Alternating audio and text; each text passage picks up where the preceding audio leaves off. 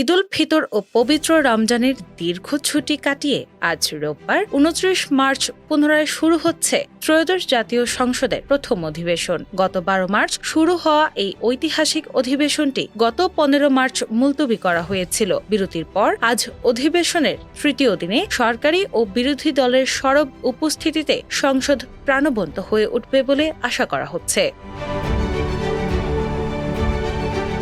আজকের সংসদীয় কার্যসূচিতে বেশ কিছু গুরুত্বপূর্ণ বিষয় অন্তর্ভুক্ত রয়েছে। সংসদ সচিবালয় সূত্রে জানা গেছে, দিনের কর্মসূচির শুরুতে রয়েছে সরকারি দলের সংসদীয় সভা এবং অধ্যাদেশ সংক্রান্ত বিশেষ সংসদীয় কমিটির বৈঠক।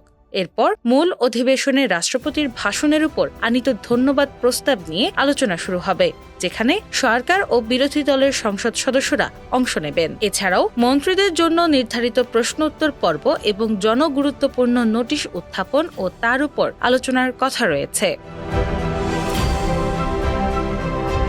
বিশেষভাবে উল্লেখ্য যে গতকালের সংসদীয় কমিটির বৈঠকে প্রধানমন্ত্রী তারেক রহমান দেশের জ্বালানি তেলের কৃত্রিম সংকট রোধে কঠোর নির্দেশনা দিয়েছিলেন। ধারণা করা হচ্ছে, প্রধানমন্ত্রী সেই নির্দেশনার আলোকে আজ বিদ্যুৎ ও জ্বালানি মন্ত্রী ৩০০ বিধিতে একটি বিস্তারিত বিবৃতি প্রদান করবেন। এতে জ্বালানি পরিস্থিতির বর্তমান অবস্থা ও সরকারের ভবিষ্যৎ পরিকল্পনা ফুটে উঠবে।